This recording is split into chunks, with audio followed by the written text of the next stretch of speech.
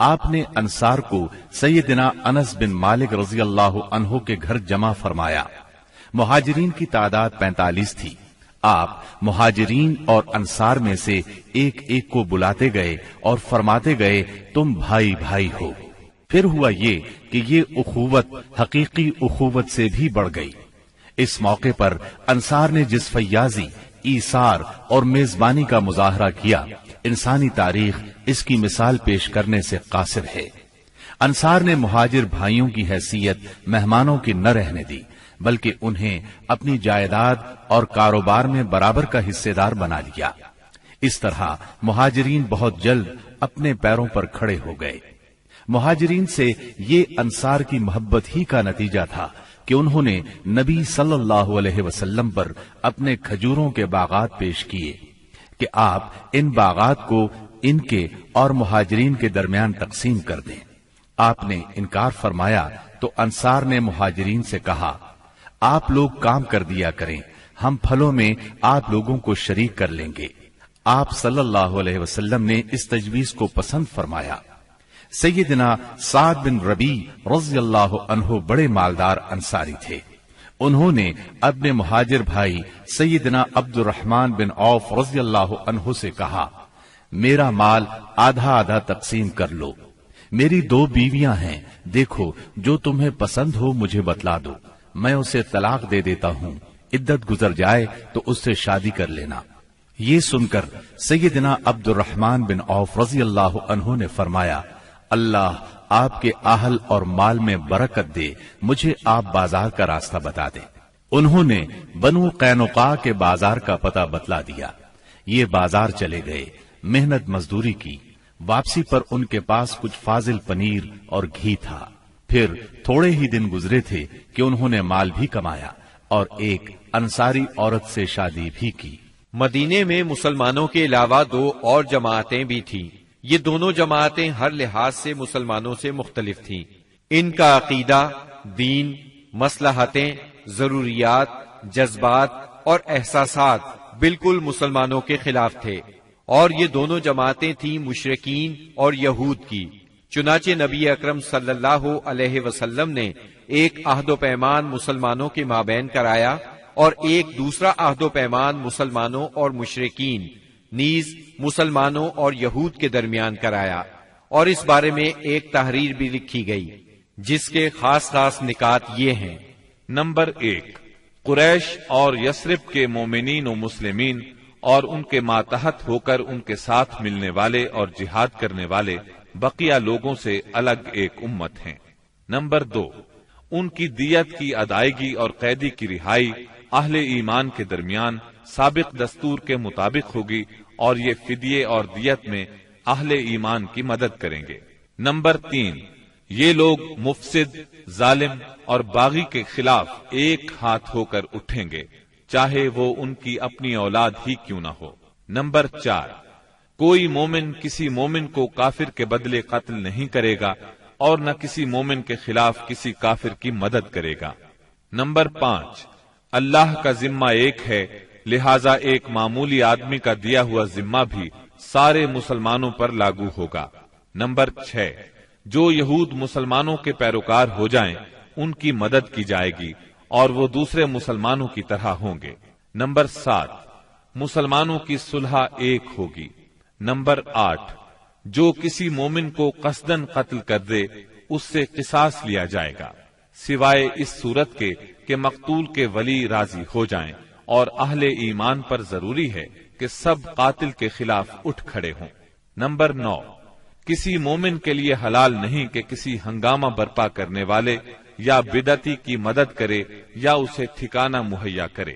Number 10، ان کے درمیان کسی بات میں اختلاف ہو تو اسے اللہ اور اس کے رسول کی طرف لوٹایا جائے گا۔ اس عہد و پیمان کے علاوہ نبی اکرم صلی اللہ علیہ وسلم نے مختلف اوقات اور موقعوں پر مسلمانوں سے اسلامی اخوت کا حق بھی بیان فرمایا۔ انہیں آپس میں تعاون، مدد، اتحاد و یگانگت، غم گساری اور خبر گیری کی ترغیب دی، یہاں تک کہ یہ اخوت تاریخ کی انتہائی بلندیوں تک پہنچ گئی۔ باقی رہے مشرکین تو ان کا معاملہ اور تھا۔ ان کی اکثریت اپنے سرداروں اور بڑوں سمیت مسلمان ہو چکی تھی اور ان میں اتنی سخت نہیں تھی کہ مسلمانوں کے مقابلے میں کھڑے ہو سکیں، لہٰذا ان سے نبی اکرم صلی اللہ علیہ وسلم نے یہ عہد لیا کہ کوئی مشرک قریش کی جان و مال کو پناہ نہیں دے گا اور نہ کسی مومن کے آگے اس کی حفاظت کے لیے رکاوٹ بنے گا۔ اس عہد کے بعد ان کی طرف سے کوئی اندیشہ نہ رہا۔ باقی رہے یہود، تو ان کے ساتھ نبی اکرم صلی اللہ علیہ وسلم نے جو معاہدہ کیا اس کے خاص نکات یہ ہیں۔ نمبر 1، یہود مسلمانوں کے ساتھ ایک امت ہوں گے، ان کے لیے ان کا دین اور مسلمانوں کے لیے مسلمانوں کا دین ہوگا، ان کے ذمے ان کا خرچ ہوگا اور مسلمانوں کے ذمے مسلمانوں کا خرچ ہوگا۔ نمبر 2، جو طاقت اس معاہدے کے کسی بھی فریق سے جنگ کرے گی یا یثرب پر حملہ کرے گی، سب آپس میں اس کے خلاف تعاون کریں گے اور ہر ایک اپنی جانب کا دفاع کرے گا۔ نمبر 3، اس معاہدے کے شرکاء کے درمیان خیر خواہی، خیر اندیشی اور نیکوکاری کے تعلقات ہوں گے، گناہ کے نہیں۔ نمبر 4، آدمی اپنے حلیف کے جرم میں نہیں پکڑا جائے گا۔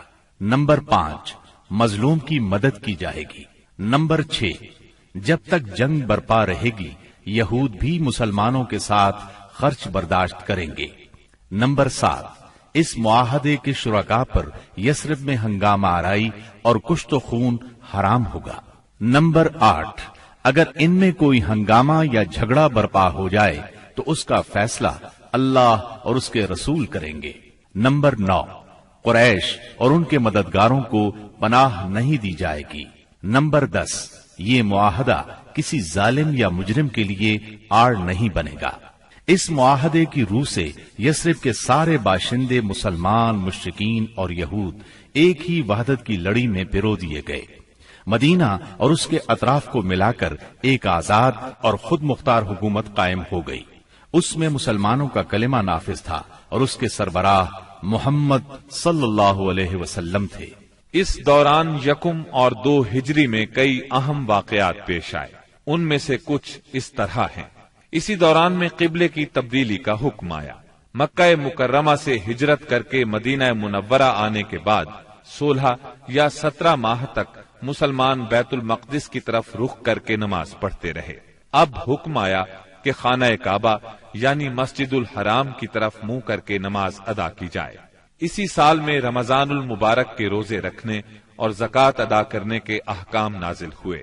پھر عیدین کی نماز اور صدقۃ الفطر کا حکم دیا گیا۔ اسی سال میں پہلی عید الفطر اور پہلی عید الاضحیٰ پڑھی گئی۔ اسی سال نبی کریم صلی اللہ علیہ وسلم نے اپنی پیاری بیٹی سیدہ فاطمہ رضی اللہ عنہا کی شادی سیدنا علی رضی اللہ عنہ سے کی۔ سب سے بڑھ کر یہ کہ اسی سال میں مسلمانوں پر حکم الہی سے جہاد فرض کیا گیا اور مسلمانوں کو اپنے دفاع کا حق دیا گیا۔ مکہ معظمہ میں صرف تبلیغ کا حکم تھا، اب اپنے تحفظ میں تلوار اٹھانے کا حکم آ گیا۔ چنانچہ سریوں اور غزوات کا آغاز ہوا۔ جن جنگوں میں آپ نے کسی صحابی کو امیر لشکر بنا کر بھیجا وہ سریہ کہلاتی ہے، اور جن جنگی مارکوں میں آپ خود امیر لشکر ہوئے وہ غزوہ کہلاتے ہیں۔ تاریخ اسلام میں غزوات کی تعداد 21 سے لے کر 27 تک بیان کی جاتی ہے، جبکہ سریوں کی تعداد اس سے کہیں زیادہ ہے۔ اس سال کے دوران کئی غزوات ہوئے، لیکن سب سے مشہور غزوہ بدر ہے۔ نبی کریم صلی اللہ علیہ وسلم جب ہجرت کر کے مدینہ منورہ پہنچے تو ان دنوں مدینے میں ایک نہایت دولت مند اور با اثر شخص عبداللہ بن ابی تھا۔ ہجرت سے پہلے انصار میں اس کا بہت اثر و رسوخ تھا۔ انصار اسے اپنا سردار بنانے والے تھے، بلکہ اس کی تاج پوشی کے لیے ایک تاج بنوا لیا گیا تھا۔ اسی دوران میں آپ صلی اللہ علیہ وسلم ہجرت کر کے مدینہ پہنچے اور انصار کے دونوں قبائل نے آپ کے ہاتھ پر بیعت کر لی، اور میثاق مدینہ کے ذریعے سے یہودیوں نے بھی آپ کی قیادت کو تسلیم کر لیا۔ اس سے عبداللہ بن ابی کی سرداری کے منصوبے دھرے کے دھرے رہ گئے۔ اس بنا پر اس نے آپ کی مخالفت پر کمر باندھ دی۔ ادھر مشرکین مکہ جو اسلام، مسلمانوں اور رسول اللہ صلی اللہ علیہ وسلم کی دشمنی میں جل بھن رہے تھے، انہوں نے عبداللہ بن ابی کو ایک دھمکی آمیز خط تحریر کیا۔ اس خط میں انہوں نے 2 ٹوک الفاظ میں لکھا، آپ لوگوں نے ہمارے صاحب کو پناہ دے رکھی ہے، اس لیے ہم اللہ کی قسم کھا کر کہتے ہیں یا تو آپ لوگ اس سے لڑائی کریں یا اسے نکال دیں، یا پھر ہم اپنی پوری جمعیت کے ساتھ آپ لوگوں پر چڑھائی کر کے آپ کے سارے جنگجوؤں کو قتل کر دیں گے اور آپ کی عورتوں کی حرمت پامال کر دیں گے۔ جب یہ خط عبداللہ بن ابی اور اس کے ساتھیوں کو ملا تو وہ رسول اللہ صلی اللہ علیہ وسلم سے جنگ کے لیے تیار ہو گئے۔ نبی اکرم صلی اللہ علیہ وسلم کو اس کی خبر ہوئی تو آپ ان کے پاس تشریف لے گئے اور فرمایا، قریش کی دھمکی تم لوگوں پر بہت گہرا اثر کر گئی ہے، تم خود اپنے آپ کو جتنا نقصان پہنچا دینا چاہتے ہو قریش تمہیں اس سے زیادہ نقصان نہیں پہنچا سکتے، تم اپنے بیٹوں اور بھائیوں سے خود ہی لڑنا چاہتے ہو۔ نبی اکرم صلی اللہ علیہ وسلم کی یہ بات سن کر لوگ بکھر گئے۔ اس وقت تو عبداللہ بن ابی جنگ کے ارادے سے باز آ گیا، کیونکہ اس کے ساتھی ڈھیلے پڑ گئے تھے یا بات ان کی سمجھ میں آ گئی تھی، لیکن حقیقت میں قریش کے ساتھ اس کے تعلقات خفیہ طور پر قائم رہے، کیونکہ مسلمانوں اور مشرکین کے درمیان شر اور فساد کا کوئی موقع وہ ہاتھ سے جانے نہیں دینا چاہتا تھا۔ پھر اس نے اپنے ساتھ یہود کو بھی ملا رکھا تھا تاکہ اس معاملے میں ان سے بھی مدد حاصل کرے، لیکن وہ تو نبی صلی اللہ علیہ وسلم کی حکمت تھی جو رہ رہ کر شر و فساد کی آگ کو بجھا دیتی تھی۔ مسلمانوں کی ہجرت اور مدینے میں ان کی کامیابی سے کفار مکہ بہت تل ملا رہے تھے اور مدینے پر چڑھائی کے بہانے ڈھونڈ رہے تھے۔ رسول اللہ صلی اللہ علیہ وسلم کے بڑھتے ہوئے اقتدار اور اسلام کی اشاعت نے مکہ میں ابو جہل اور ابو سفیان کو سخت بے چین کر دیا تھا۔ یہی کیفیت مدینے میں عبداللہ بن ابی کی تھی۔ اس نے قریش کے حوصلے بڑھائے اور انہیں یقین دہانی کرائی کہ اگر تم نے مدینے پر دھاوا بولا تو یہودی تمہارا ساتھ دیں گے۔ مسلمان جب سے مدینہ آئے تھے خطرات بڑھتے جا رہے تھے اور ان کے سروں پر منڈلا رہے تھے۔ یہی وجہ تھی کہ مسلمانوں نے راتوں کو جاگ جاگ کر مدینے کا پہرا دیا۔ ادھر قریش نے مدینے کو تباہ و برباد کرنے کا ارادہ کر لیا۔ اس غرض کے لیے انہوں نے کئی قبائل کو اپنا ہم نوا بنا لیا۔ چنانچہ جب نبی صلی اللہ علیہ وسلم کو خبر ہوئی تو آپ نے 2 تدابیر اختیار کی۔ پہلی یہ کہ قریش کی شامی تجارت بند کر دی جائے تاکہ وہ مجبور ہو کر مدینے پر حملہ آور ہونے کا ارادہ ترک کر دیں۔ دوسرے یہ کہ مدینے کے آس پاس کے قبیلوں سے امن و امان کا معاہدہ کیا جائے تاکہ قریش جنگ مسلط کریں تو انہیں غیر جانبدار رکھا جا سکے۔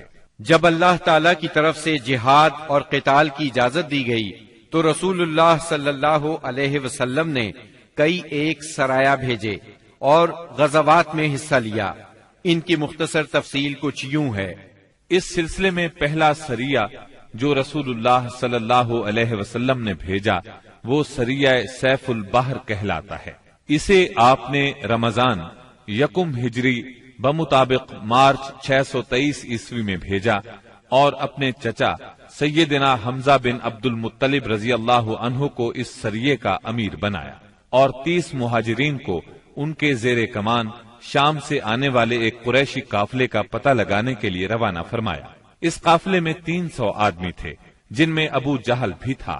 مسلمان ایس کے اطراف میں ساحل سمندر کے پاس پہنچے تو قافلے کا سامنا ہو گیا اور دونوں فریق جنگ کے لیے صف آرا ہو گئے۔ قریب تھا کہ جنگ ہو جاتی لیکن قبیلہ جوہینا کے سردار نے بیچ بچاؤ کرا دیا۔ دونوں فریق واپس چلے گئے۔ یہ اسلامی تاریخ کا پہلا سریہ اور پہلا فوجی عمل تھا۔ اس کا جھنڈا سفید تھا اور یہ اسلامی تاریخ کا پہلا جھنڈا تھا۔ اس کے علم بردار سیدنا ابو مرصد کناز بن حسین غنوی رضی اللہ عنہ تھے۔ اس کے بعد پے در پے سریے روانہ کیے گئے۔ چنانچہ شوال 1 ہجری میں سیدنا عبیدہ بن حارث رضی اللہ عنہ کو 60 مہاجرین کے ساتھ بطن رابغ کی وادی میں بھیجا گیا۔ وہاں ابو سفیان سے سامنا ہوا جو 200 آدمیوں کے ساتھ تھا۔ دونوں طرف سے تیر چلے لیکن جنگ نہ ہوئی۔ پھر ذی قعد 1 ہجری میں سیدنا سعد بن ابی وقاص رضی اللہ عنہ کو 20 مہاجرین کے ساتھ خرار کی طرف بھیجا گیا۔ جو کہ जोहफा के करीब एक मकाम है, लेकिन उनका किसी से सामना न हुआ। इसके बाद सफर 2 हिजरी में 70 मुहाजिरीन के साथ रसूलुल्लाह सल्लल्लाहु अलैहि वसल्लम खुद निकले और अबवा या वद्दान तशरीफ ले गए। मुहिम का मकसद कुरैश के एक काफिले की राह रोकना था, लेकिन किसी से सामना न हुआ। ये पहली मुहिम थी जिसमें रसूलुल्लाह सल्लल्लाहु अलैहि वसल्लम बजाते खुद निकले। इसके बाद रबीउल अव्वल 2 हिजरी में रसूलुल्लाह सल्लल्लाहु अलैहि वसल्लम 200 सहाबा के साथ रवाना हुए। मकसूद कुरैश का काफिला था, जिसमें उमैया बिन खल्फ समेत कुरैश के 100 आदमी और 2500 ऊंट थे। आप रज़वा के अतराफ में मकाम बुआत तक तशरीफ ले गए, लेकिन किसी से सामना न हुआ। इसी महीने में कुर्ज बिन जाबिर फेहरी ने मुशरिकीन की एक मुख्तसर सी फौज के साथ मदीना की चराहगाह पर छापा मारा और कुछ मवेशी हाँक कर ले गया। रसूलुल्लाह सल्लल्लाहु अलैहि वसल्लम ने 70 सहाबा के हमराह उसका ताक़ुब किया और बद्र के अतराफ में वाक़े वादिये सफवान तक तशरीफ ले गए, लेकिन कुर्ज निकल भागा। इसी वाक़े को बाज लोग ग़ज़वा-ए बद्र ऊला भी कहते हैं। इसके बाद आप जुमादल ऊला या जुमादल उखरा 2 हिजरी में 150 या 200 मुहाजिरीन के साथ जुल उशैरा तक तशरीफ ले गए। मकसूद कुरैश के एक काफिले को रोकना था जो मुल्क शाम जा रहा था, लेकिन आपके पहुंचने से पहले वो जा चुका था। इस सफर में आपने बनु मुदलिज और उनके हलीफ बनु जमरा से जंग न करने का मुआहदा किया। फिर रजब 2 हिजरी में नबी अकरम सल्लल्लाहु अलैहि वसल्लम ने सैयदना अब्दुल्ला बिन जहश असदी रजी अल्लाह अन्हु को 12 मुहाजिरीन के साथ मक्का और ताइफ के दरमियान एक मकाम नखला की तरफ रवाना किया। मकसद ये था कि वो कुरैश के एक काफिले की खबर लाएं, मगर उन लोगों ने काफिले पर हमला करके अम्र बिन हजरमी को कत्ल और अब्दुल्लाह बिन मुगीरा के बेटे उस्मान और मुगीरा के गुलाम हकीम बिन कैसान को कैद कर लिया और काफिले को हाँक लाए। उनके ऐसा करने पर आप उनसे नाराज हुए, चुनाचे कैदियों को छोड़ दिया गया और मकतूल का खून बहा अदा किया गया। ये वाकया रजब की आखिरी तारीख को पेश आया था, इसलिए मुशरिकीन ने शोर मचाया कि मुसलमानों ने हराम महीने की हुर्मत पामाल कर डाली। इस पर सूरह बकरा की आयत 217 नाजिल हुई। यसअलूनक अनिश-शहरिल हराम क़ितालिन फ़ीह क़ुल क़ितालुन फ़ीह कबीरुन व सद्दुन अन सबीलिल्लाहि व कुफ़्रुन बिही वल मस्जिदिल हराम व इख़राजु अहलिही मिन्हु अकबर इंदल्लाह वल फ़ितनतु अकबर मिनल क़त्ल। लोग आपसे हराम महीने में लड़ाई के बारे में पूछते हैं। आप कह दीजिए, इसमें जंग करना बड़ा गुनाह है और अल्लाह की राह से रोकना और उसके साथ कुफ्र करना, मस्जिद हराम से रोकना और उसके बाशिंदों को वहां से निकालना, ये सब अल्लाह के नजदीक और ज्यादा बड़ा जुर्म है और फितना कत्ल से बढ़कर है। ये थी जंगी नक्लो हरकत जो मदीना मुनव्वरा और इसके अतराफ के अमन की हिफाजत के लिए नबी सल्लल्लाहु अलैहि वसल्लम और मुसलमानों ने कायम कर रखी थी। इससे कुरैश को ये बतलाना भी मकसूद था कि अगर वो अपने शर से बाज ना आए तो अंजाम बुरा होगा, लेकिन वो अपनी खुदसरी और तकब्बुर में बढ़ते ही चले गए। चुनाचे बदर के मैदान में उन्होंने इसकी सजा पा ली और जजा बहरहाल घाटे ही की थी। 17 रमजान 2 हिजरी को ग़ज़वा-ए बद्र हुआ। ये कुरैश और मुसलमानों के दरमियान पहला फैसला कुन मारिका था। इसका सबब ये हुआ कि रसूलुल्लाह सल्लल्लाहु अलैहि वसल्लम जिस काफिले के लिए जुल उशैरा तक तशरीफ ले गए थे और वो बचकर शाम चला गया था, आप सल्लल्लाहु अलैहि वसल्लम उसकी ताक में थे और उसकी खबर लाने के लिए आपने शाम के मकाम हौरा तक तलहा बिन उबैदुल्ला और सईद बिन ज़ैद रज़ियल्लाहु अन्हुमा को भेजा। चुनांचे जैसे ही ये काफिला वहां से गुजरा, उन्होंने फौरन मदीना मुनव्वरा खबर पहुंचाई। इस काफिले में अहले मक्का की बड़ी दौलत थी, यानी 1000 ऊंट, जिन पर कम अज कम 262 किलो सोने की मालियत का सामान था और उसकी हिफाजत के लिए सिर्फ 40 आदमी थे। خبر ملتے ہی رسول اللہ صلی اللہ علیہ وسلم نے صحابہ کرام رضی اللہ عنہم کو نکلنے کی دعوت دی، تاہم نکلنا ضروری نہیں قرار دیا۔ چنانچہ اس دعوت پر 313، 314 یا 317 صحابہ نے لبیک کہا۔ ان میں 82 یا 83 یا پھر 86 مہاجرین تھے اور بقیہ انصار، اور پھر انصار میں سے 61 قبیلہ اوس سے تھے اور 170 قبیلہ خزرج سے تھے۔ انہوں نے مکمل تیاری بھی نہیں کی تھی۔ سواری میں صرف 2 گھوڑے، ایک سیدنا زبیر بن عوام اور دوسرا سیدنا مقداد بن اسود کندی کے پاس تھا، اور 70 اونٹ تھے۔ 8 یا 12 رمضان المبارک 2 ہجری کو یہ مختصر فوج لے کر رسول اللہ صلی اللہ علیہ وسلم مدینہ منورہ سے نکلے تو بدر منزل مقصود تھی۔ یہ مدینہ منورہ کے جنوب مغرب میں 155 کلومیٹر کے فاصلے پر واقع ہے۔ اسے ہر طرف سے بلند پہاڑوں نے گھیر رکھا ہے، زیادہ حصہ ریتلا ہے۔ ساحل سمندر یہاں سے قریباً 10 میل کے فاصلے پر ہے۔ یہاں پانی کا ایک چشمہ ہے اور ارد گرد باغات موجود ہیں۔ اس قافلے کے سالار ابو سفیان تھے، جو بہت ہوشیار اور چوکنے آدمی تھے۔ ہر آنے جانے والے سے مسلمانوں کی نقل و حرکت کے بارے میں معلوم کرتے رہتے تھے۔ ابھی وہ بدر سے کافی دور تھے کہ انہیں مسلمانوں کے نکلنے کا علم ہو گیا، چنانچہ انہوں نے فوراً قافلے کا رخ مغرب کی طرف پھیر کر ساحل کا راستہ پکڑ لیا اور بدر کا راستہ مکمل طور پر چھوڑ دیا۔ ساتھ ہی زمزم بن عمرو غفاری کو اجرت دے کر مکہ بھیجا کہ جس قدر جلد ممکن ہو انہیں مسلمانوں کے نکلنے کی اطلاع دے دیں۔ اس نے خبر پہنچائی تو اہل مکہ نہایت تیزی سے تیار ہوئے اور سب کے سب نکلے۔ ابو لہب کے سوا بڑوں میں سے کوئی پیچھے نہ رہا۔ آس پاس کے قبائل کے لوگ بھی ساتھ لے لیے۔ جب یہ لشکر مقام جحفہ پر پہنچا تو ابو سفیان کا پیغام ملا۔ اس میں اس نے اپنے بچ نکلنے کی اطلاع دی تھی اور یہ مطالبہ کیا تھا کہ مکہ واپس پلٹ جائیں۔ چنانچہ لوگوں نے واپسی کا ارادہ کر لیا، مگر ابو جہل نے اپنے تکبر اور اکڑ کی وجہ سے واپس جانے سے انکار کر دیا۔ قریش کی فوج میں 1000 آدمی تھے، جن کے پاس 100 گھوڑے اور 600 زرہیں تھی اور اونٹ کثرت سے تھے۔ ایک طرف انہیں اپنی کثرت پر ناز اور ساز و سامان پر فخر تھا، تو دوسری طرف نبی کریم صلی اللہ علیہ وسلم عز و انکسار سے اللہ کی بارگاہ میں ہاتھ پھیلائے دعا کر رہے تھے۔ آپ کی دعا کے الفاظ یہ تھے: اے باری تعالی، اگر مسلمانوں کی یہ مٹھی بھر جماعت ہلاک ہو گئی تو روئے زمین پر کبھی تیری عبادت نہ کی جائے گی۔ اے اللہ، اگر تو چاہے تو آج کے بعد کبھی تیری عبادت نہ کی جائے۔ آپ نے خوب تضرع اور خلوص سے دعا کی، یہاں تک کہ آپ کی چادر آپ کے کندھوں سے گر گئی۔ سیدنا ابو بکر رضی اللہ عنہ نے چادر درست کی اور عرض کیا: اے اللہ کے رسول، بس کریں۔ آپ نے اپنے رب سے جی بھر کے دعا فرما لی۔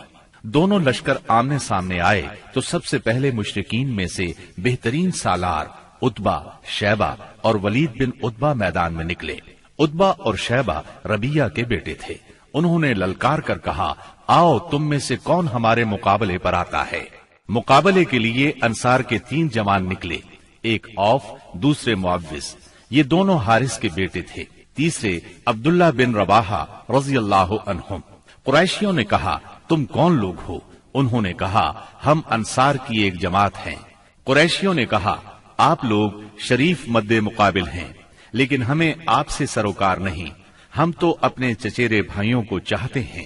پھر ان کے منادی نے آواز لگائی: محمد، ہمارے پاس ہماری قوم کے ہمسروں کو بھیجو۔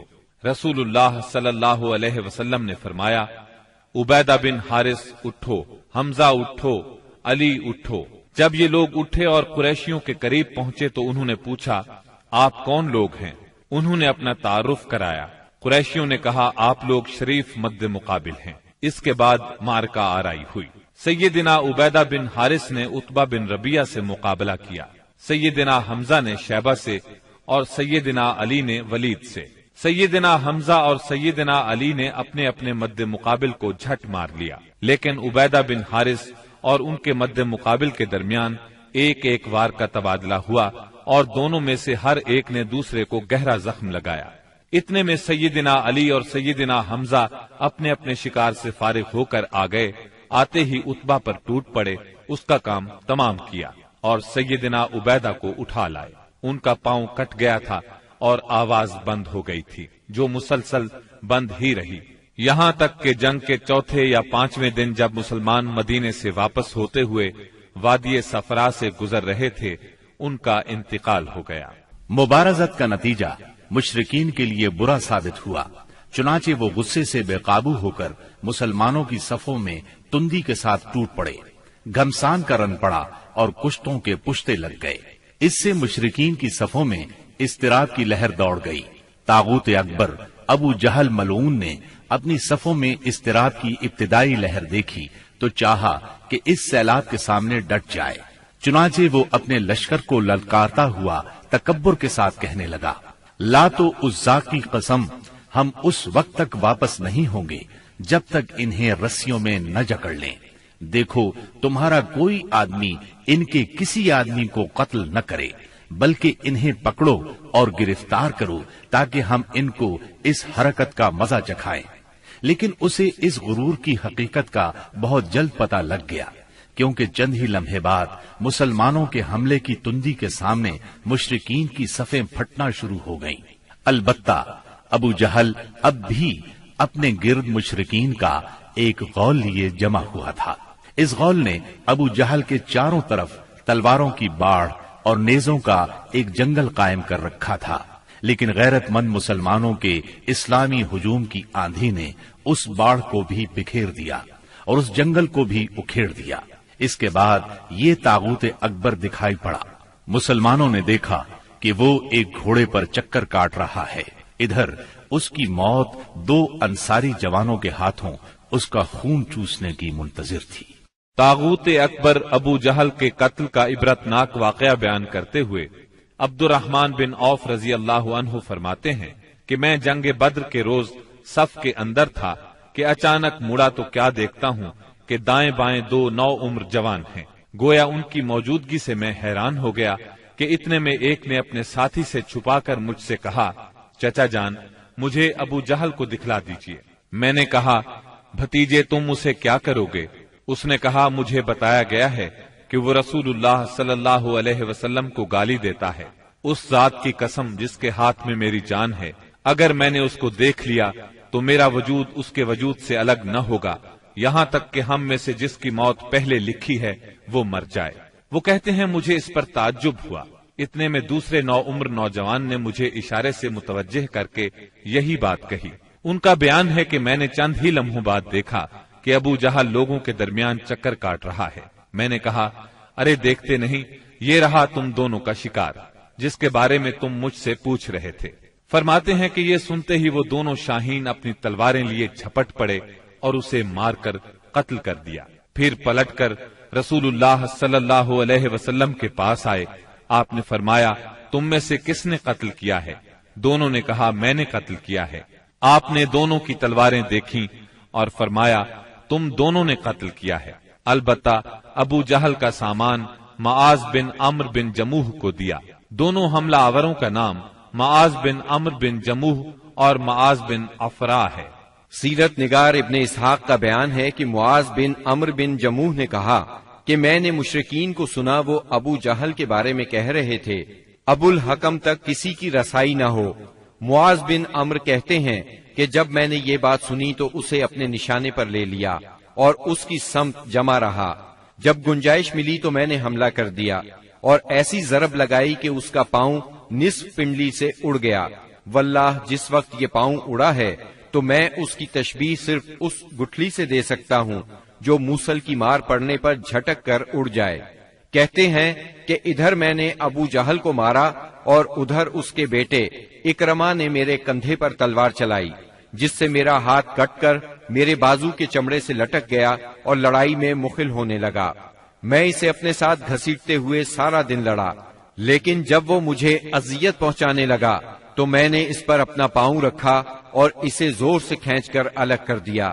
اس کے بعد ابو جہل کے پاس معوذ بن افرا پہنچے، وہ زخمی تھا۔ انہوں نے اسے ایسی ضرب لگائی کہ وہ وہیں ڈھیر ہو گیا، صرف سانس آتی جاتی رہی۔ اس کے بعد معوذ بن افرا خود بھی لڑتے ہوئے شہید ہو گئے۔ جب معرکہ ختم ہو گیا تو رسول اللہ صلی اللہ علیہ وسلم نے فرمایا، کون ہے جو دیکھے کہ ابو جہل کا انجام کیا ہوا؟ اس پر صحابہ کرام اس کی تلاش میں بکھر گئے۔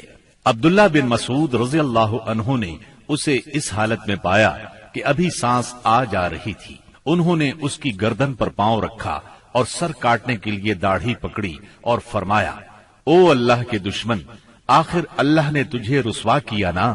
اس نے کہا، مجھے کاہے کو رسوا کیا؟ کیا جس شخص کو تم لوگوں نے قتل کیا ہے اس سے بھی بلند پایا کوئی آدمی ہے؟ یا جس کو تم لوگوں نے قتل کیا اس سے بھی کوئی اوپر آدمی ہے؟ پھر بولا، کاش مجھے کسانوں کی بجائے کسی اور نے قتل کیا ہوتا۔ اس کے بعد کہنے لگا، مجھے بتاؤ فتح کس کی ہوئی؟ عبداللہ بن مسعود رضی اللہ عنہ نے فرمایا، اللہ اور اس کے رسول صلی اللہ علیہ وسلم کی۔ اس کے بعد عبداللہ بن مسعود رضی اللہ عنہ سے جو اس کی گردن پر پاؤں رکھ چکے تھے کہنے لگا، او بکری کے چرواہے، تو بڑی اونچی اور مشکل جگہ پر چڑھ گیا۔ واضح رہے کہ عبداللہ بن مسعود رضی اللہ عنہ مکے میں بکریاں چرایا کرتے تھے۔ اس گفتگو کے بعد عبداللہ بن مسعود رضی اللہ عنہ نے اس کا سر کاٹ لیا اور رسول اللہ صلی اللہ علیہ وسلم کی خدمت میں لا کر حاضر کرتے ہوئے عرض کیا، یا رسول اللہ صلی اللہ علیہ وسلم، یہ رہا اللہ کے دشمن ابو جہل کا سر۔ آپ نے 3 بار فرمایا، واقعی اس اللہ کی قسم جس کے سوا کوئی معبود نہیں۔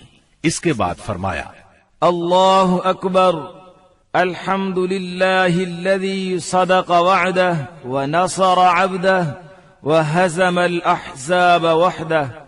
اللہ اکبر، تمام حمد اللہ کے لیے ہے جس نے اپنا وعدہ سچ کر دکھایا، اپنے بندے کی مدد فرمائی اور تنہا سارے گروہوں کو شکست دی۔ پھر فرمایا، چلو مجھے اس کی لاش دکھاؤ۔ جب آپ صلی اللہ علیہ وسلم کو لاش دکھائی گئی تو آپ نے فرمایا، یہ اس امت کا فرعون ہے۔ معاذ بن عمرو اور معوذ بن افرا کے ایمان افروز کارناموں کا ذکر ہو چکا ہے۔ حقیقت یہ ہے کہ اس معرکے میں قدم قدم پر ایمان کے ایسے تابناک نقوش پیش آئے جن میں عقیدت کی قوت اور اصول کی پختگی نمایاں اور جلوگر تھی۔ اس معرکے میں باپ اور بیٹے میں، بھائی اور بھائی میں صف آرائی ہوئی، اصولوں کے اختلاف پر تلواریں بے نیام ہوئیں اور مظلوم و مقہور نے ظالم و قاہر سے ٹکرا کر اپنے غصے کی آگ بجھائی۔ ابن عباس رضی اللہ عنہ سے روایت ہے کہ نبی صلی اللہ علیہ وسلم نے صحابہ کرام سے فرمایا، مجھے معلوم ہے کہ بنو ہاشم وغیرہ کے کچھ لوگ زبردستی میدان جنگ میں لائے گئے ہیں، انہیں ہماری جنگ سے کوئی سروکار نہیں ہے، لہذا بنو ہاشم کا کوئی آدمی کسی کی زد میں آ جائے تو وہ قتل نہ کرے، اور ابو البختری بن ہشام کسی کی زد میں آ جائے تو وہ اسے قتل نہ کرے، اور عباس بن عبد المطلب کسی کی زد میں آ جائے تو وہ بھی انہیں قتل نہ کرے، کیونکہ وہ بالجبر لائے گئے ہیں۔ اس پر عتبہ کے صاحبزادے ابو حذیفہ رضی اللہ عنہ نے کہا، کیا ہم اپنے باپ بیٹوں، بھائیوں اور کنبے قبیلے کے لوگوں کو قتل کریں گے اور عباس کو چھوڑ دیں گے؟ اللہ کی قسم، اگر اس سے میری مٹ بھیڑ ہو گئی تو میں اسے تلوار کی لگام پہنا دوں گا۔ یہ خبر رسول اللہ صلی اللہ علیہ وسلم کو پہنچی تو آپ نے عمر بن خطاب رضی اللہ عنہ سے فرمایا، کیا رسول اللہ صلی اللہ علیہ وسلم کے چچا کے چہرے پر تلوار ماری جائے گی؟ عمر رضی اللہ عنہ نے کہا، یا رسول اللہ، مجھے چھوڑیے، میں تلوار سے اس شخص کی گردن اڑا دوں، کیونکہ اللہ کی قسم یہ شخص منافق ہو گیا ہے۔ بعد میں ابو حذیفہ رضی اللہ عنہ کہا کرتے تھے، اس دن میں نے جو بات کہہ دی تھی اس کی وجہ سے مجھے برابر خوف لگا رہتا ہے، صرف یہی صورت ہے کہ میری شہادت اس کا کفارہ بن جائے، اور بالآخر وہ یمامہ کی جنگ میں شہید ہو ہی گئے۔ ابو البختری کو قتل کرنے سے اس لیے منع کیا گیا تھا کہ مکے میں یہ شخص سب سے زیادہ رسول اللہ صلی اللہ علیہ وسلم کی ایذا رسانی سے اپنا ہاتھ روکے ہوئے تھا، آپ کو کسی قسم کی تکلیف نہ پہنچاتا تھا اور نہ اس کی طرف سے کوئی ناگوار بات سننے میں آتی تھی، اور یہ ان لوگوں میں سے تھا جنہوں نے بنی ہاشم اور بنی مطلب کے بائیکاٹ کا صحیفہ چاک کیا تھا۔ لیکن ان سب کے باوجود ابو البختری کو قتل کر دیا گیا۔ ہوا یہ کہ مجزر بن زیاد سے اس کی مد بھیڑ ہو گئی۔ اس کے ساتھ اس کا ایک اور ساتھی بھی تھا، دونوں ساتھ ساتھ لڑ رہے تھے۔ مجزر نے کہا، ابو البختری، رسول اللہ صلی اللہ علیہ وسلم نے ہمیں آپ کو قتل کرنے سے منع کیا ہے۔ اس نے کہا، اور میرا ساتھی؟ مجزر نے کہا، نہیں واللہ ہم آپ کے ساتھی کو نہیں چھوڑ سکتے۔ اس نے کہا، اللہ کی قسم، تب میں اور وہ دونوں مریں گے۔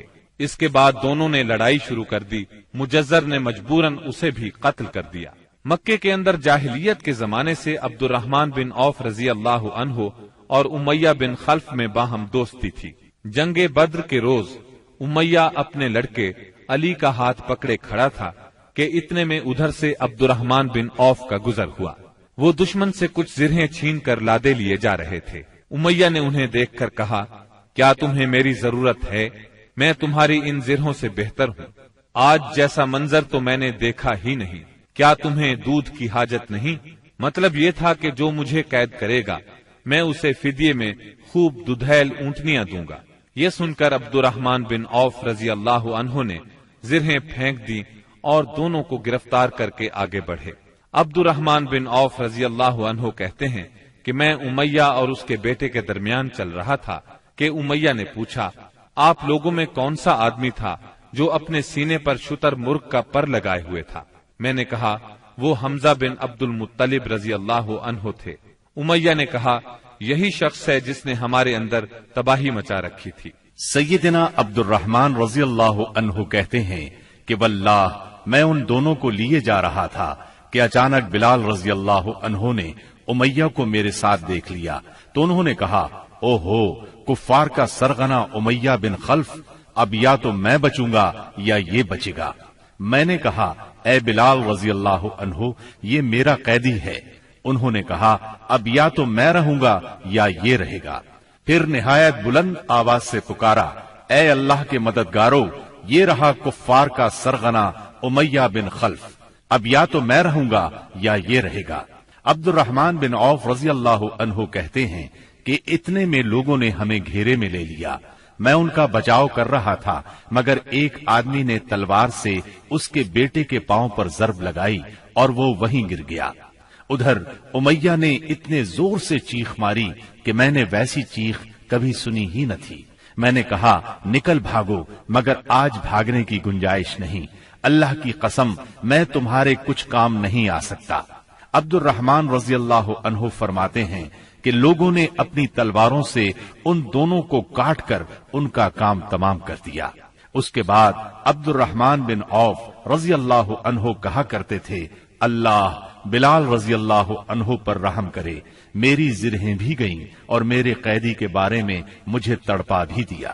سیدنا عمر بن خطاب رضی اللہ عنہ نے اپنے ماموں عاص بن ہشام بن مغیرہ کو قتل کیا۔ سیدنا ابو بکر صدیق رضی اللہ عنہ نے اپنے بیٹے عبد الرحمن کو، جو اس وقت مشرکین کے ہمراہ تھے، پکار کر کہا، او خبیث، میرا مال کہاں ہے؟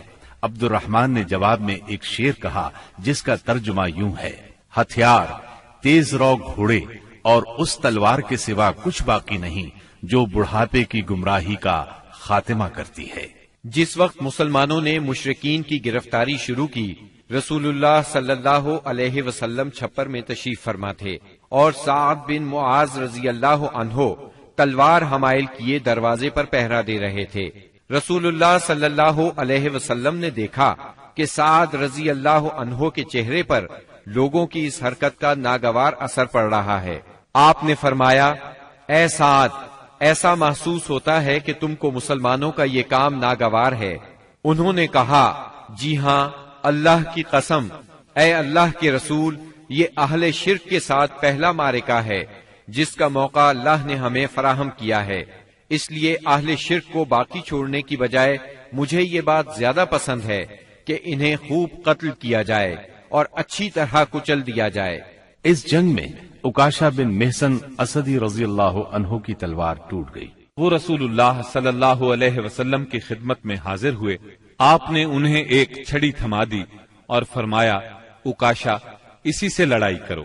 عکاشہ نے اسے رسول اللہ صلی اللہ علیہ وسلم سے لے کر ہلایا تو وہ ایک لمبی مضبوط اور چمچم کرتی ہوئی سفید تلوار میں تبدیل ہو گئی۔ پھر انہوں نے اسی سے لڑائی کی یہاں تک کہ اللہ نے مسلمانوں کو فتح نصیب فرمائی۔ اس تلوار کا نام اون یعنی مدد رکھا گیا تھا۔ یہ تلوار مستقلاً عکاشہ رضی اللہ عنہ کے پاس رہی اور وہ اسی کو لڑائیوں میں استعمال کرتے رہے، یہاں تک کہ دور صدیقی میں مرتدین کے خلاف جنگ کرتے ہوئے شہید ہو گئے۔ اس وقت بھی یہ تلوار ان کے پاس ہی تھی۔ خاتمہ جنگ کے بعد مصعب بن عمیر ابدری رضی اللہ عنہ اپنے بھائی ابو عزیز عمیر ابدری کے پاس سے گزرے۔ ابو عزیز نے مسلمانوں کے خلاف جنگ لڑی تھی اور اس وقت ایک انصاری صحابی اس کا ہاتھ باندھ رہے تھے۔ مصعب نے اس انصاری سے کہا، اس شخص کے ذریعے اپنے ہاتھ مضبوط کرنا، اس کی ماں بڑی مالدار ہے، وہ غالباً تمہیں اچھا فدیہ دے گی۔ اس پر ابو عزیز نے اپنے بھائی مصعب رضی اللہ عنہ سے کہا، کیا میرے بارے میں تمہاری یہی وصیت ہے؟ مصعب رضی اللہ عنہ نے فرمایا، ہاں، تمہاری بجائے یہ انصاری میرا بھائی ہے۔ جب مشرکین کی لاشوں کو کنویں میں ڈالنے کا حکم دیا گیا اور عتبہ بن ربیعہ کو کنویں کی طرف گھسیٹ کر لے جایا جانے لگا تو رسول اللہ صلی اللہ علیہ وسلم نے اس کے صاحبزادے ابو حذیفہ رضی اللہ عنہ کے چہرے پر نظر ڈالی، دیکھا تو غمزدہ تھے، چہرہ بدلا ہوا تھا۔ آپ صلی اللہ علیہ وسلم نے فرمایا، ابو حذیفہ، غالباً اپنے والد کے سلسلے میں تمہارے دل کے اندر کچھ احساسات ہیں۔ انہوں نے کہا، نہیں واللہ یا رسول اللہ، میرے اندر میرے باپ کے بارے میں اور ان کے قتل کے بارے میں ذرا بھی لرزش نہیں، البتہ میں اپنے باپ کے متعلق جانتا تھا کہ ان میں سوجھ بوجھ ہے، دور اندیشی اور فضل و کمال ہے، اس لیے میں آس لگائے بیٹھا تھا کہ یہ خوبیاں انہیں اسلام تک پہنچا دیں گی، لیکن اب ان کا انجام دیکھ کر اور اپنی توقع کے خلاف کفر پر ان کا خاتمہ دیکھ کر مجھے افسوس ہے۔ اس پر رسول اللہ صلی اللہ علیہ وسلم نے سیدنا ابو حذیفہ رضی اللہ عنہ کے حق میں دعائے خیر فرمائی اور ان سے بھلی بات کہی۔ آخرکار اسلام نے کفر پر فتح پائی۔ اس غزوہ بدر میں قریش کا سردار ابو جہل بھی مارا گیا۔ یہ وہی ابو جہل تھا جس نے نبی کریم صلی اللہ علیہ وسلم اور مسلمانوں پر ظلم و ستم کے پہاڑ توڑے تھے۔ 70 کافر موت کے گھاٹ اترے، 70 ہی گرفتار ہوئے، باقی دم دبا کر بھاگ نکلے۔ مسلمانوں میں صرف 14 شہید ہوئے، ان میں 6 مہاجر اور 8 انصاری تھے۔ اس جنگ نے اسلام کے دشمنوں کی طاقت کا جنازہ نکال دیا، ان کا بھرم کھل گیا اور ان کا غرور خاک میں مل گیا۔ جب رسول اللہ صلی اللہ علیہ وسلم مدینہ پہنچ چکے تو آپ نے قیدیوں کے بارے میں مشورہ کیا۔ سیدنا ابو بکر نے فدیہ لینے کی رائے دی، جبکہ سیدنا عمر کی رائے یہ تھی کہ انہیں قتل کر دیا جائے۔ انہوں نے فرمایا، میرا قریبی میرے حوالے کریں اور میں اسے قتل کروں۔ عقیل بن ابی طالب سیدنا علی کے حوالے کریں، وہ اس کی گردن کو اڑائیں، یہاں تک کہ اللہ کو معلوم ہو جائے کہ ہمارے دلوں میں مشرکین کے لیے کوئی نرم گوشہ نہیں ہے، اور یہ حضرات مشرکین کے ائمہ اور قائدین ہیں۔ رسول اللہ صلی اللہ علیہ وسلم نے فدیہ لینا طے کیا۔ یہ فدیہ 4000 سے 3000 اور کم از کم 1000 درہم تک تھا، اور ان میں سے جو لکھنا پڑھنا جانتے تھے ان کا فدیہ یہ قرار دیا گیا کہ وہ 10 بچوں کو لکھنا پڑھنا سکھا دیں۔ غزوہ بدر میں قریش کے 70 آدمی مارے گئے، ان میں عتبہ اور ابو جہل جیسے رئیس شامل تھے۔ ابو جہل کے بعد قریش کا سردار ابو سفیان کو بنایا گیا، یہ بنو امیہ سے تھے۔ اس طرح بنو امیہ کے وقار میں اضافہ ہو گیا۔ جمادی الاولیٰ 3 ہجری میں قریش نے اپنا ایک قافلہ عراق کے راستے ملک شام بھیجا۔ یہ راستہ نجد سے ہو کر شام جاتا تھا اور مدینے کے قریب سے نہیں گزرتا تھا۔ اس قافلے کی قیادت صفوان بن امیہ کر رہا تھا۔ رسول اللہ صلی اللہ علیہ وسلم کو اس کا علم ہو گیا۔ آپ نے سیدنا زید بن حارثہ رضی اللہ عنہ کی کمان میں 200 سواروں کا ایک دستہ بھیج دیا۔ قریش کا قافلہ نجد میں قردہ نامی ایک چشمے پر پڑاؤ ڈال رہا تھا کہ سیدنا زید رضی اللہ عنہ نے اس پر حملہ کر دیا۔ نتیجہ یہ ہوا کہ پورا قافلہ ان کے قبضے میں آ گیا، البتہ اس میں جتنے آدمی تھے سب نکل بھاگے۔ صرف قافلے کا رہنما فرات بن حیان گرفتار ہو سکا۔ اس نے اسلام قبول کر لیا۔ مال غنیمت کی مقدار 1,00,000 درہم تھی، اور غزوہ بدر کے بعد قریش کے لیے یہ سب سے زیادہ تکلیف دہ مار تھی۔ غزوہ بدر کے بعد غزوات کے سلسلے میں تیزی آ گئی۔ 3 ہجری میں غزوہ بحران، غزوہ غطفان، غزوہ حمیر الاسد اور غزوہ احد اس سال کامیابی سے لڑے گئے۔ البتہ غزوہ احد واحد غزوہ ہے جس میں مسلمانوں کو بہت تکلیف دہ صورتحال کا سامنا کرنا پڑا۔ اپنی ایک غلطی کی وجہ سے وقتی طور پر شکست کا منہ دیکھنا پڑا۔ بدر میں ذلت آمیز شکست اور قریش کے بڑے بڑے سرداروں کے قتل کے بعد مکہ معظمہ کے ہر گھر میں کوہرام مچ گیا۔ اب قریش کے سردار ابو سفیان تھے۔ ان کی یہ ذمہ داری تھی کہ وہ غزوہ بدر کے مقتولین کا انتقام لیں۔ چنانچہ مشرکین نے بدر سے واپسی پر منت مانی کہ وہ جب تک مسلمانوں سے بدر کا انتقام نہیں لیں گے غسل جنابت نہیں کریں گے۔ ایک روز ابو جہل کا بیٹا اکرمہ مقتولین کے رشتہ داروں کو ساتھ لے کر ابو سفیان کے پاس گیا اور کہا، محمد نے ہماری قوم کو فنا کر دیا ہے، اب ہم نے تہیہ کر لیا ہے کہ مسلمانوں کا نام صفحہ ہستی سے حرف غلط کی طرح مٹا کر دم لیں گے۔ اس طرح قریش کے شعلہ فشاں شاعروں نے انتقام کی آگ کو خوب ہوا دی۔ اس طرح سارا عرب گویا آتش فشاں بن گیا۔ ادھر مسلمان بھی یہ بات اچھی طرح جانتے تھے کہ قریش مکہ اپنے 70 سرداروں کا انتقام ضرور لیں گے۔ چنانچہ مسلمان کفار مکہ کی سرگرمیوں سے باخبر رہنے کی پوری کوشش کر رہے تھے۔ شوال 3 ہجری میں رسول اللہ صلی اللہ علیہ وسلم کو اطلاع ملی کہ قریش کا لشکر مدینہ منورہ کی طرف بڑھ رہا ہے اور اس کی تعداد 3000 ہے۔ اس پر آپ نے صحابہ کرام رضی اللہ عنہم سے مشورہ کیا۔ اکثر مہاجرین اور تجربہ کار صحابہ نے مشورہ دیا کہ خواتین کو ایک محلے میں جمع کر دیا جائے اور شہر کے اندر رہ کر مقابلہ کیا جائے۔ عبداللہ بن ابی منافق نے بھی یہی رائے دی، لیکن نوجوان صحابہ کے ایک گروہ نے اس بات پر اصرار کیا کہ شہر سے نکل کر دشمن کا مقابلہ کیا جائے۔ دراصل یہ نوجوان صحابہ کم عمر ہونے کی وجہ سے غزوہ بدر میں شرکت نہیں کر سکے تھے، اس لیے ان پر جوش طاری تھا۔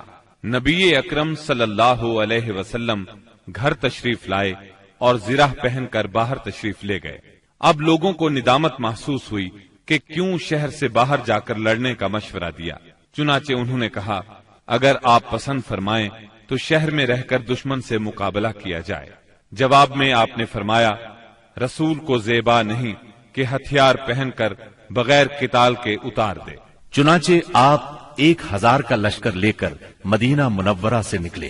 اس کے بعد نبی صلی اللہ علیہ وسلم نے لشکر کو 3 حصوں میں تقسیم کیا۔ مہاجرین کا دستہ، اس کا پرچم سیدنا مصعب بن عمیر رضی اللہ عنہ کو عطا کیا۔ قبیلہ اوس کا دستہ، اس کا علم اسید بن حزیر رضی اللہ عنہ کو عطا فرمایا۔ تیسرا قبیلہ خزرج کا دستہ، اس کا علم حباب بن منذر رضی اللہ عنہ کو عطا فرمایا۔ پورا لشکر 1000 مردان جنگی پر مشتمل تھا، جن میں 100 زرہ پوش اور 50 شاہ سوار تھے۔ سیدنا ابن ام مکتوم رضی اللہ عنہ کو اس کام پر مقرر فرمایا کہ وہ مدینے کے اندر رہ جانے والے لوگوں کو نماز پڑھائیں گے۔ اس کے بعد کوچ کا اعلان فرمایا اور لشکر نے شمال کا رخ کیا۔ سیدنا سعد بن معاذ اور سعد بن عبادہ رضی اللہ عنہما زرہ پہنے نبی صلی اللہ علیہ وسلم کے آگے آگے چل رہے تھے۔ رات احد اور مدینے کے درمیان بسر کی۔ طلوع فجر سے کچھ پہلے آپ پھر چل پڑے اور مقام شوط پہنچ کر نماز فجر ادا کی۔ اسی جگہ سے عبداللہ بن ابی منافق اپنے 300 ساتھیوں کے ساتھ الگ ہو گیا۔ اس نے یہ کہتے ہوئے مدینہ منورہ کا رخ کیا، آپ نے ہماری رائے کو کوئی اہمیت نہیں دی، اس لیے ہم واپس جاتے ہیں۔ اس بغاوت اور واپسی کے بعد رسول اللہ صلی اللہ علیہ وسلم نے باقی ماندہ لشکر کو لے کر، جس کی تعداد 700 تھی، دشمن کی طرف قدم بڑھایا۔ دشمن کا پڑاؤ آپ کے اور احد کے درمیان کئی سمت سے حائل تھا، اس لیے آپ نے دریافت کیا کہ کوئی آدمی ہے جو ہمیں دشمن کے پاس سے گزرے بغیر کسی قریبی راستے سے لے چلے۔ اس کے جواب میں ابو خیثمہ رضی اللہ عنہ نے عرض کیا، یا رسول اللہ، میں اس خدمت کے لیے حاضر ہوں۔ پھر انہوں نے ایک مختصر راستہ اختیار کیا۔ وہاں پہنچ کر نبی کریم صلی اللہ علیہ وسلم نے آگے بڑھ کر وادی کے آخری سرے پر واقع احد پہاڑ کی گھاٹی میں نزول فرمایا اور وہیں اپنے لشکر کا کیمپ لگوایا۔ سامنے مدینہ تھا اور پیچھے احد کا پہاڑ۔ اس طرح دشمن کا لشکر مسلمانوں اور مدینے کے درمیان حد فاصل بن گیا۔ یہاں پہنچ کر رسول اللہ صلی اللہ علیہ وسلم نے لشکر کی ترتیب و تنظیم قائم کی اور جنگی نقطۂ نظر سے اسے کئی صفوں میں تقسیم فرمایا۔ ان کی کمان سیدنا عبداللہ بن جبیر بن نعمان رضی اللہ عنہ کے سپرد کی اور انہیں وادی کنات کے جنوبی کنارے پر واقع ایک چھوٹی سی پہاڑی پر، جو اسلامی لشکر کے کیمپ سے کوئی 150 میٹر جنوب مشرق میں واقع ہے اور اب جبل رومات کے نام سے مشہور ہے، تعینات فرمایا اور انہیں ہدایات دیتے ہوئے فرمایا، اگر تم لوگ دیکھو کہ ہمیں پرندے اچک رہے ہیں تو بھی اپنی جگہ نہ چھوڑنا یہاں تک کہ میں بلا بھیجوں، اور اگر تم دیکھو کہ ہم نے قوم کو شکست دی ہے اور انہیں کچل دیا ہے تو بھی اپنی جگہ نہ چھوڑنا یہاں تک کہ میں بلا بھیجوں۔ باقی لشکر کی ترتیب یہ تھی: دائیں جانب والے لشکر پر سیدنا منذر بن عمرو مقرر تھے اور بائیں جانب والے لشکر پر زبیر بن عوام، اور ان کا معاون سیدنا مقداد بن اسود کو بنایا گیا۔ سیدنا زبیر کو یہ مہم بھی سونپی گئی کہ وہ خالد بن ولید کے شاہ سواروں کی راہ روکے رکھیں۔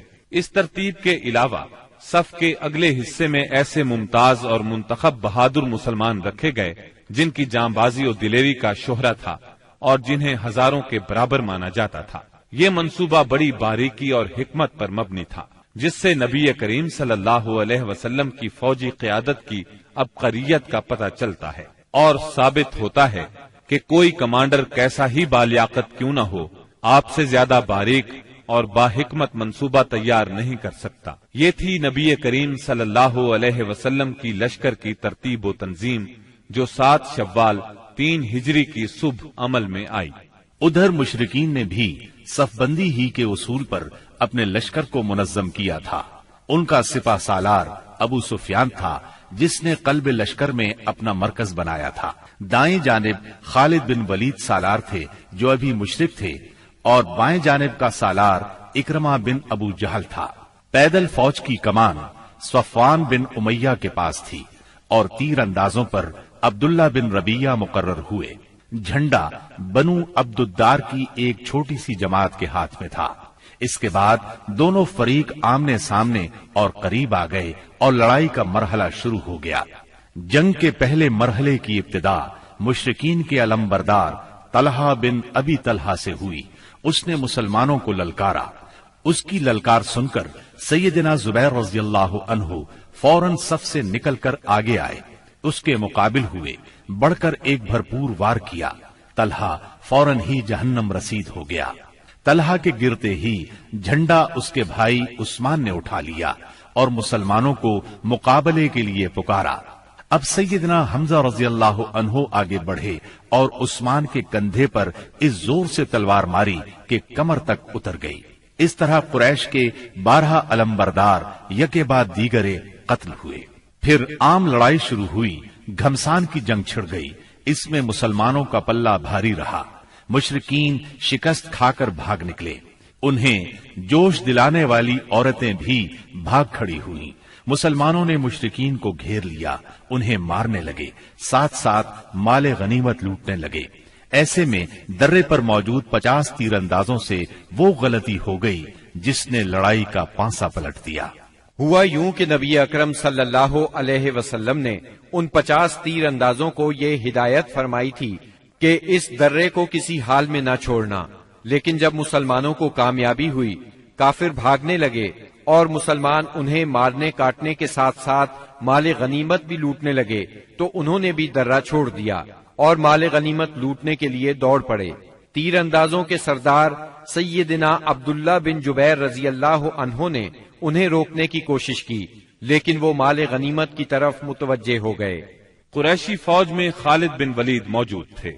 انہیں اللہ نے غضب کی جنگی مہارت عطا کی تھی۔ انہوں نے اپنی مہارت سے فوراً بھانپ لیا کہ موقع بہت اچھا ہے، مسلمانوں پر اس درے کی طرف سے حملہ کر دینا چاہیے۔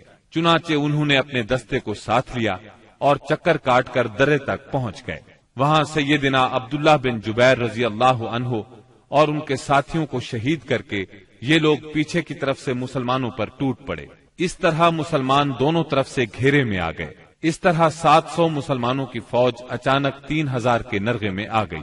زبردست جنگ ہوئی، 70 صحابہ شہید ہو گئے، مسلمان منتشر ہو کر رہ گئے۔ اسلامی فوج کے علم بردار سیدنا مصعب بن عمیر رضی اللہ عنہ کی شکل و صورت رسول اللہ صلی اللہ علیہ وسلم سے بہت ملتی جلتی تھی۔ وہ شہید ہو گئے تو بعض لوگوں نے سمجھا رسول اللہ صلی اللہ علیہ وسلم شہید ہو گئے۔ اس خبر سے اسلامی فوج بد دل ہو گئی، ان میں سراسیمگی پھیل گئی، وہ مایوس ہو گئے۔ بڑے بڑے بہادروں کی طاقت جواب دے گئی۔ کچھ دیر بعد اتفاق سے کعب بن مالک رضی اللہ عنہ نے رسول اللہ صلی اللہ علیہ وسلم کو دیکھ لیا۔ وہ بلند آواز سے پکارے، مسلمانوں، رسول اللہ صلی اللہ علیہ وسلم زندہ ہے۔ مسلمان اس طرف لپکے اور آپ کو حلقے میں لے لیا۔ لڑائی کے دوران میں ایک پتھر آپ صلی اللہ علیہ وسلم کی پیشانی مبارک پر لگا، اس سے زرہ کی 2 کڑیاں آپ کی پیشانی میں دھس گئیں۔ ایک اور پتھر آ کر لگا، اس سے آپ کے 2 دانت شہید ہو گئے۔ مسلمانوں کے پھر پلٹ آنے پر آخر کافروں کو بھاگتے بنی۔ 70 مسلمانوں کی لاشیں خون اور مٹی میں لت پت پڑی تھیں۔ کفار نے انتقام کی آگ کو اس طرح ٹھنڈا کیا کہ ان میں سے اکثر کے ناک اور کان کاٹ لیے۔ آپ کے چچا سیدنا حمزہ رضی اللہ عنہ کی ناش کے بھی ناک کان کاٹ ڈالے گئے۔ سرور کائنات صلی اللہ علیہ وسلم نے چچا کی لاش دیکھی تو آپ دیدہ ہو گئے، تاہم صبر فرمایا۔ قریش مکہ کے لیے دعا فرمائی، اے اللہ میری قوم کو ہدایت فرما کیونکہ وہ مجھے نہیں جانتے۔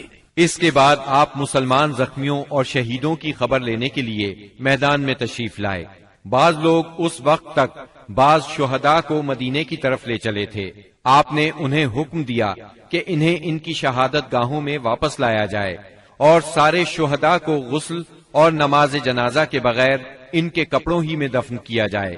آپ نے 2 اور 3 شہیدوں کو ایک ہی قبر میں دفن کیا، اور ایسا بھی ہوا کہ 2 شہیدوں کو ایک ہی کپڑے میں دفن کیا گیا۔ درمیان میں اسخر گھاس ڈال دی گئی۔ لحد میں اس شخص کو آگے کیا جسے قرآن زیادہ یاد تھا۔ آپ نے فرمایا، میں ان لوگوں کے بارے میں قیامت کے دن گواہی دوں گا۔ لوگوں نے سیدنا حنظلہ بن ابی عامر رضی اللہ عنہ کی لاش اس حالت میں پائی کہ وہ زمین سے اوپر اٹھی ہوئی تھی اور اس سے پانی ٹپک رہا تھا۔ رحمت دو عالم صلی اللہ علیہ وسلم نے فرمایا، فرشتے انہیں غسل دے رہے ہیں۔ ان کا واقعہ یہ ہے کہ ان کی نئی شادی ہوئی تھی، بیوی کے ساتھ ہی تھے کہ جنگ کی دعوت کانوں میں پڑی۔ وہ بیوی کو چھوڑ کر سیدھے میدان جنگ میں آ گئے، پھر حالت جنابت ہی میں لڑتے ہوئے شہید ہو گئے۔ چنانچہ فرشتوں نے انہیں غسل دیا، اس لیے انہیں غسیل الملائکہ کہا جاتا ہے۔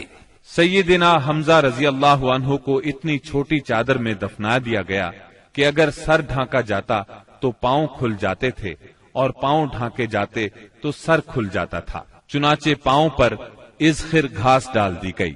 یہی صورتحال سیدنا مصعب بن عمیر رضی اللہ عنہ کے ساتھ پیش آئی۔ شہداء کے دفن اور ان کے لیے دعا کے بعد نبی اکرم صلی اللہ علیہ وسلم اور صحابہ کرام مدینے کی طرف چلے۔ راستے میں کچھ عورتیں ملی جن کے عزیز شہید ہوئے تھے۔ نبی صلی اللہ علیہ وسلم نے انہیں تسلی دی اور ان کے لیے دعا فرمائی۔ بنو دینار کی ایک خاتون آئی جن کے شوہر، بھائی اور باپ شہید ہو گئے تھے۔ جب انہیں ان کے عزیزوں کی شہادت کی خبر دی گئی تو بولی، رسول اللہ صلی اللہ علیہ وسلم کی کیا خبر ہے؟ انہیں بتایا گیا رسول اللہ صلی اللہ علیہ وسلم خیریت سے ہیں۔ وہ بولی، میں آپ کو دیکھنا چاہتی ہوں۔ لوگوں نے اشارے سے بتایا۔ جب ان کی نظر آپ پر پڑی تو بولی، کل مصیبت بعدک جلل، کہ آپ کے بعد ہر مصیبت ہیچ ہے۔ مدینے پہنچ کر مسلمانوں نے ہنگامی حالت میں رات گزاری۔ جسموں پر زخم ہی زخم تھے، تھکن سے بدن چور چور تھے اور غم و الم کی کیفیت طاری تھی۔ اس کے باوجود وہ مدینے کا پہرا دیتے رہے اور رسول اللہ صلی اللہ علیہ وسلم کی پہرے داری کرتے رہے۔